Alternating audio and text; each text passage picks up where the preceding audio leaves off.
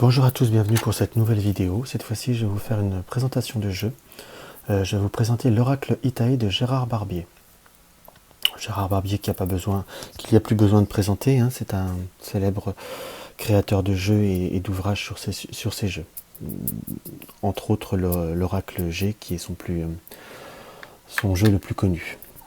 D'ailleurs, pour tous ceux qui sont collectionneurs des jeux de Gérard Barbier, il vient de ressortir l'Oracle des questions, qu'il a réédité lui-même et qu'il vend d'ailleurs lui-même. Simplement un aparté. Donc là, on va revenir sur l'Oracle Itae, qui est un jeu également auto-édité par Gérard Barbier. C'est un support qui fait 79 cartes, que nous avons, qui a été édité à seulement 3000 exemplaires. Moi, j'ai le 359e. Ça a dû être édité dans le 2012, je crois. Alors, voilà. Vous ouvrez la boîte, c'est présenté comme ceci. Vous avez une carte de présentation toute noire avec le numéro de votre jeu, sa signature. Vous avez, vous voyez, c'est un bon format de carte, je trouve. C'est pas trop petit, c'est pas trop grand, c'est une bonne qualité de carte, une bonne qualité de glisse d'ailleurs. Un dos sobre que j'aime bien. J'aime bien le violet, comme on peut le remarquer. Donc voilà. Vous avez un petit livret blanc. D'ailleurs, j'y viens en même temps tout de suite. Donc vous avez un petit livret blanc où vous avez tout ce qui est... Où là, vous avez la dédicace de l'auteur. Vous avez une introduction sur le support, sur le jeu. Il vous explique exactement combien il y a de jeux, que les jeux sont numérotés, qu'il y a 3000 exemplaires. Voilà. Après, nous avons les interprétations de base pour chaque carte qui sont numérotées avec la dénomination plus les mots-clés, comme ceci. Comme par exemple, je vais prendre la défense, qui est la force, la puissance, la gloire. Et puis après, vous pouvez voir à enrichir hein, de vos propres interprétations, comme ceci.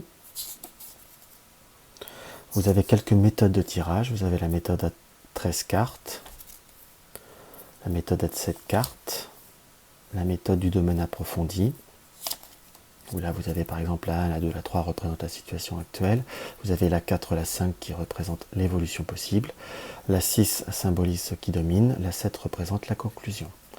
Bon, le grand classique, la méthode en croix, comme ceci. Puis là vous avez un tirage un petit peu plus complet, vous avez la pyramide renversée, comme ceci. Puis là vous avez une petite conclusion.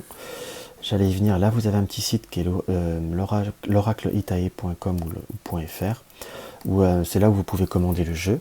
Le jeu fait 45 € plus frais de livraison, plus 3 € de frais de livraison, ce qui nous fait un jeu à 48 €. Ce qui, certes, il y en a qui pourront nous dire que c'est un jeu qui est un petit peu plus élevé, mais à la fois, ce que je trouve bien par rapport à ce jeu, vous n'avez rien besoin de racheter à côté. Pas besoin de racheter un livre ou autre, parce que justement par le site où vous trouverez le formulaire pour l'acquérir, vous allez voir que chaque carte est reprise, une par une, on retrouve les mots-clés, mais il y a des interprétations pour le domaine affectif, le domaine professionnel, et, le domaine de la santé, le domaine spirituel également, avec des associations possibles. Et il y a même également d'autres méthodes de tirage qui vous sont proposées. Donc voilà, je vais vous présenter le jeu de cartes. Donc comme on peut voir à remarquer, c'est un petit peu le même style de dessin que l'Oracle G. Moi personnellement c'est simple mais j'aime bien. J'aime bien les choses qui soient claires et nettes. Donc là nous avons la carte 1 qui est l'aube. L'aube c'est tout ce qui représente un peu les changements, les renouveaux, les surprises également agréables. C'est la joie, c'est quelque chose, c'est comme un renouveau principalement. Là nous avons la carte de la consultante, la carte du consultant, rien que par la dénomination, on devine ce que c'est. Moi personnellement j'apprécie beaucoup que ça soit de façon simple comme ceci, parce que il m'arrive parfois de faire comme un grand tableau avec l'Oracle Itae ou même l'Oracle G, mais fait comme ceci, c'est clair, net et précis, on les repère très très facilement. Moi c'est un petit détail mais que j'apprécie énormément. Là nous avons les mathématiques qui représentent tout ce qui est science, en règle générale, tout ce qui est les sciences, le côté scientifique, en tant que profession ou même en tant que loisir, hein, pour certains, selon le cas de chaque personne. Ça peut la représenter sur un côté psychologique, le côté d'un esprit très cartésien. Et justement, par rapport au site, vous pouvez voir approfondir chaque carte. Là, nous allons avoir le muguet, qui est le muguet qui est un symbole de chance. En plus, là où je vais éditer, à la date où je vais éditer cette vidéo, on est proche du 1er mai, donc du muguet. C'est le symbolique du printemps, pour dater, et une période de 3 mois. Là, nous allons avoir la carte de la famille, du foyer, de toutes les personnes proches. Là, nous allons avoir la carte de la différence, qui indique tout ce qui est marginalité, ça, en tant que personnalité. Ça peut être également nous indiquer un état d'esprit, un état d'esprit ou un état de fait de là où nous trouvons. Ça peut être un symbole qu'une personne a du mal à s'intégrer, par exemple, dans une association, dans le cadre professionnel. Ou voilà, c'est une carte qui est très riche de symboles. Là, nous avons la carte de la gélule. C'est tout ce qui est médecin, les professions libérales, médicales, tout ce qui est traitements médicaux. Par ici, nous allons avoir la fissure qui représente les disputes, voire une séparation. Là, nous avons la carte de la tirelire qui représente une petite somme d'argent, les économies. Également, en fonction des cartes qui sont environnantes, soit que nous allons toucher une petite somme d'argent, ou ça peut indiquer qu'une personne a une petite somme d'argent, possède un petit peu quelques économies, ou également ça peut être pris comme un avertissement qu'il va falloir faire des économies pour certaines choses, pour un certain objectif. Là, nous avons la carte du raisin, symbole de l'automne, période de 3 mois, toujours une carte de datation, mais également un signe d'abondance, un signe de récolte. Là, nous avons la carte de la cloche. Carte de la cloche représente tout ce qui est, on va dire, tout ce qui est religieux en règle générale, peu importe la confession. Ça peut être une fête religieuse, ça peut indiquer une cérémonie religieuse, enfin quelque chose de, voilà, ça peut être une communion, un côté d'enfant par exemple, ça peut être un mariage, malheureusement ça peut voir à être un décès, ou, voilà, vraiment le côté d'une cérémonie. Là nous allons avoir le trèfle comme le petit Lenormand, c'est vraiment tout ce qui est chance, porte-chance. Là nous allons voir la pendule, la pendule indique tout ce qui est indique bien entendu le temps par sa symbolique. Ça indique également une attente. Comme quelqu'un qui regarde la pendule ou qui regarde sa montre, c'est une attente. Donc ça peut indiquer des retards annoncés par rapport à tout ce qu'il y a, les cartes voisines. Là, nous avons la carte des écritures. Ça peut être une nouvelle écrite, un papier, une lettre, un acte également. Ça peut être une profession qui a un rapport avec tout ce qui est écriture, ou associée avec une autre carte qui doit être un peu plus loin dans le jeu. Ça peut être tout ce qui est quelqu'un qui écrit, tout ce qui est un peu côté journalistique. Voilà, c'est très très vague. Malgré tout, ça peut paraître des cartes très simples, pardon, mais à la fois c'est possible d'excessivement les détailler. Là, nous avons à avoir la carte de la tombe. C'est tout ce qui est décès, enterrement, fin de cycle, fin de quelque chose, fin d'une période. Nous avons les dunes qui représentent la stérilité, la pauvreté, à côté par exemple justement soit de la tirelire, soit du domaine financier. Ça peut indiquer une traversée du désert de ce point de vue-là. Ça peut être également indiquer une longue période de solitude. Là, nous allons avoir la colombe qui est le grand symbole de la paix. Je crois qu'il y a une représentation, je crois que c'est Pablo Picasso, la colombe de la paix, justement. C'est très bien repris. Enfin, c'est pas repris, mais c'est voilà. C'est vraiment le symbolique de la paix, de la sérénité. Nous allons avoir l'arc-en-ciel. L'arc-en-ciel qui annonce un grand renouveau, la fin d'une période difficile pour une période faste. Symbolique toujours de l'arc-en-ciel après les grandes inondations de Moïse. Nous allons avoir le côté du quartz, qui symbolise la pureté, la sincérité, la purification également. Nous avons l'empreinte, qui annonce une personnalité très forte. Quelqu'un qui a laissé une empreinte. Par exemple, même dans un tirage affectif, par rapport à une tierce personne, on voit qu'une autre, par cette carte-là, ça indique une empreinte du passé très très forte. Ça peut être positif ou négatif, quelque part, mais bon, ça peut avoir un côté quand même assez négatif. Il faut vraiment surveiller les cartes qui sont environnantes. Nous avons tout ce qui est globules.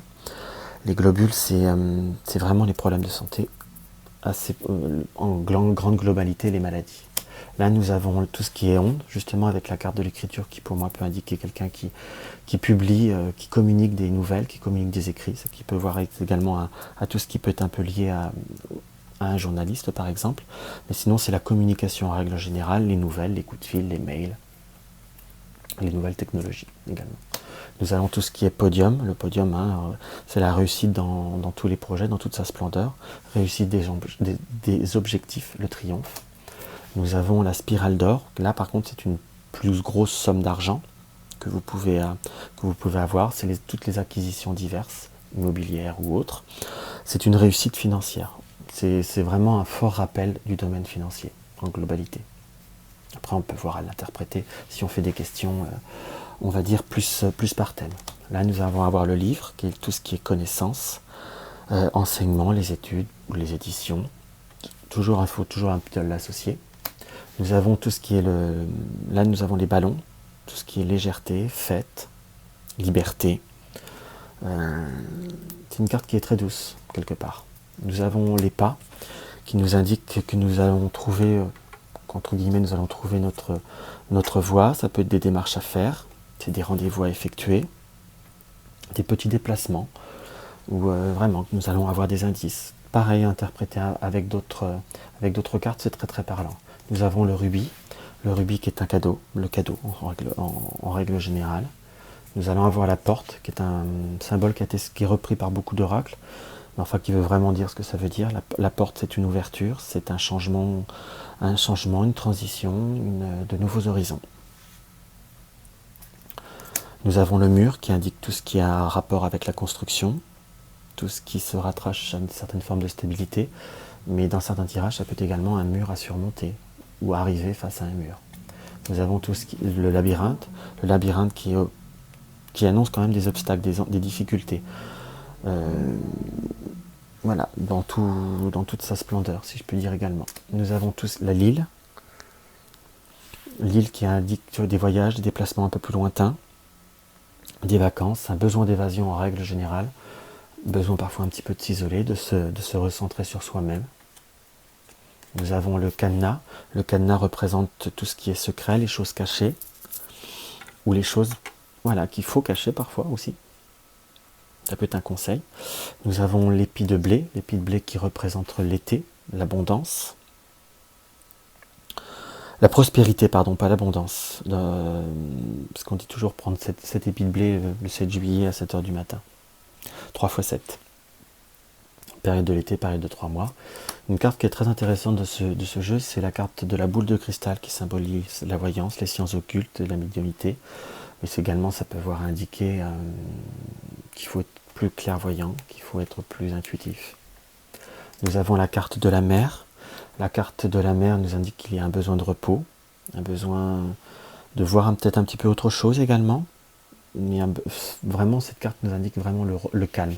Ça peut être une carte également conseil qu'il va falloir se mettre au calme. Nous avons les défenses, qui peut être une symbolique d'une personnalité très protectrice, peut-être parfois trop protectrice d'ailleurs, selon les interprétations. Enfin bon, sinon la carte de la défense, c'est la force, c'est la puissance. C'est quand même quelque chose, une indication également de gloire. Donc voilà. Nous avons l'hôpital, qui nous indique tout ce qui est hospitalisation, les examens médicaux, et toutes les professions liées aux hôpitaux. Nous avons les 4 cœurs. Les 4 cœurs, c'est l'amour un peu volage, l'infidélité, la légèreté, un symbolisme d'un couple un peu plus, on va dire, libre, voire libertin. Nous avons le rail qui nous indique un voyage, un déplacement, assez important par contre quand même, contrairement au pas. Nous avons la lune nous indique tout ce qui est, on va dire, intuitif, un côté de sensibilité, également tout ce qui est métier de la nuit. Ça peut donner dans certains tirages l'indication d'une soirée, pareil, un complément d'information également, un peu temporel. Nous avons tout ce qui est la palette, qui indique tout ce qui est artistique, tout ce qui est toutes les arts de façon globale. Nous avons la griffe. La griffe, par contre, c'est quand même un symbole d'agressivité, d'une certaine forme de méchanceté, à associer pour savoir exactement où et comment. Nous avons le phare qui indique la fraternité, l'aide qu'on demande ou qu'on reçoit. Le ou, ça représente tout ce qui est l'approche des fêtes de Noël, période de l'hiver, également la période de 3 mois. Nous avons la tornade. La tornade, c'est un indicatif de danger, d'accident, de préoccupation assez importante. C'est quand même une carte d'un assez fort avertissement qu'il faut prendre en compte. Nous avons le fœtus. Le fœtus qui annonce une grossesse, un enfant, un nouveau projet, un nouveau cycle, en fonction des cartes qui viennent autour. Nous avons le point, qui est également une forme de solitude, morale ou physique. C'est également un conseil d'indication de faire le point, d'être plus dans l'observation. Nous avons l'union, l'union du yin et du yang. C'est le symbolique d'une union sérieuse, d'une vie en commun, de projets construits à deux. Nous avons l'étoile qui est la protection, qu'elle soit naturelle ou occulte, ou même par les défunts. À la fois, ça peut être également une opportunité. Avoir sa bonne étoile, de la chance. Nous avons la coquille par exemple à côté du fœtus, c'est vraiment un symbole de naissance aussi. C'est la naissance d'un enfant, d'un projet. Voilà. Pareil, toujours, il faut voir en fonction de quoi c'est associé. Là, nous avons la carte de la justice. La justice, par exemple, associée avec les écrits, ça peut être un acte notarial ou autre. La justice, ça peut être également tout ce qui est la loi, en règle globale, les métiers de la loi également, les tribunaux, tout ce qui se rapproche à ça. Nous avons le sport comme activité, c'est quand même une carte de notion d'action, en sport en tant que profession ou en loisir. Nous avons l'urne, qui est un choix à faire, également épouser une carrière politique. Nous avons le volcan, signe de colère, d'explosion, des disputes assez fortes.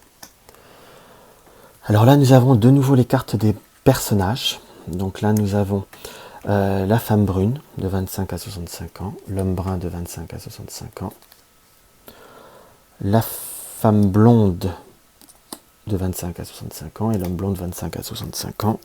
Et là, nous avons les personnes un petit peu plus... là, nous avons les jeunes filles, les enfants, les personnes plus jeunes, de moins de 25 ans, les hommes de moins de 25 ans. Là, par contre, il y a l'utilité du renverser ou pas. Nous avons la personne mûre de plus de 65 ans et l'homme mûr de plus de 65 ans. Là, nous avons le dauphin, qui est un symbole de sincérité, de fidélité, d'une amitié fiable. Nous avons le jackpot, ça c'est la carte qu'on aimerait toujours trouver.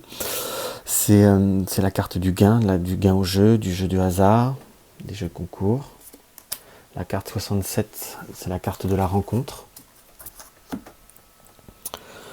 Les deux triangles, la carte de la rencontre. Elle peut être amoureuse, amicale, professionnelle. Après, pareil, voir si c'est sérieux ou pas. C'est tout en fonction des cartes environnantes. Là, nous avons la carte de la serrure. Ça symbolise la curiosité regardée par la serrure. C'est la découverte, le désir d'apprendre et de savoir. Dans certains cas, c'est un peu de l'indiscrétion quand même. La carte des fleurs, de la sexualité, de l'attirance, de quelque chose d'une attirance physique pour quelqu'un. À côté de la rencontre, on a compris. La carte des fourmis symbolise le travail. Vraiment en grande globalité, une activité dense par contre. Là, nous avons la carte des tours, la foule, une carte qui fait un rappel quand même à l'oracle G. La ville, la foule, le monde extérieur. Nous avons la symbolique de la pie. On dit toujours la pie aime tout ce qui brille, la pie est voleuse. C'est possibilité d'une perte, d'un vol. Attention aux personnes qui vous entourent, ça peut être également un abus de confiance. À côté, nous avons la carte du commerce, métier du commerce, les échanges. Pour moi, dans le langage ancien, on disait avoir un commerce avec quelqu'un, c'est échanger également avec quelqu'un, ou d'autres types de commerce. Nous avons également, là nous avons les deux cœurs, qui est là symbole d'amour sincère, d'une passion partagée, d'une relation durable. Par exemple avec les deux triangles, c'est quand même un signe d'une rencontre très positive. Nous avons la cheminée qui représente le foyer également, la maison également. Nous avons les gouttes, moi j'appelle ça les larmes. je sais plus comment ça s'appelle. Hein. Je connais bien le jeu, mais j'ai pas retenu exactement chaque. J'en ai fait un petit peu à ma sauce. Nous avons le chagrin et la tristesse. Nous avons la flèche, qui elle, par contre, indique des nouvelles. Si vous avez la carte des nouvelles à la carte de la flèche à côté, ça indique une notion de rapidité. C'est des événements qui sont à suivre très rapidement. Et là, nous avons la carte du passé. Par le pilier, la carte du passé, symbolique de personnes qui travaillent dans l'histoire, dans l'archéologie, ou ça peut être par exemple à côté de la carte de la boule de cristal, une prédisposition due au passé, ou je dirais presque ancestrale, autre que familiale. Parfois, ça peut être vraiment tout ce qui est archéologie. Et là, nous avons le cactus, qui est un symbolique de méfiance, parce que ça pique, voire de médisance, de jalousie, ou après à faire un petit peu à interpréter comme on le désire. Moi, je trouve que c'est un oracle qui est très très riche, qui est très très agréable et très très plaisant. C'est un oracle, il faut qu'on s'approprie, qu'on apprivoise très facilement. Et en plus, je vous dis, il y a quand même le support qui est en libre service. Hein. Donc ça reste très appréciable pour les personnes qui en ont de temps en temps besoin et qui n'ont pas la place, pas envie de racheter un livre. Voilà, je crois que même qu'il y a possibilité d'alimenter un forum par rapport à ce jeu. Enfin voilà, j'espère que cette présentation vous aura plu. Je vous mettrai toutes les coordonnées en dessous de ma vidéo. N'hésitez pas à la partager, à vous abonner ou autre. Je vous souhaite une bonne fin de journée. Au plaisir.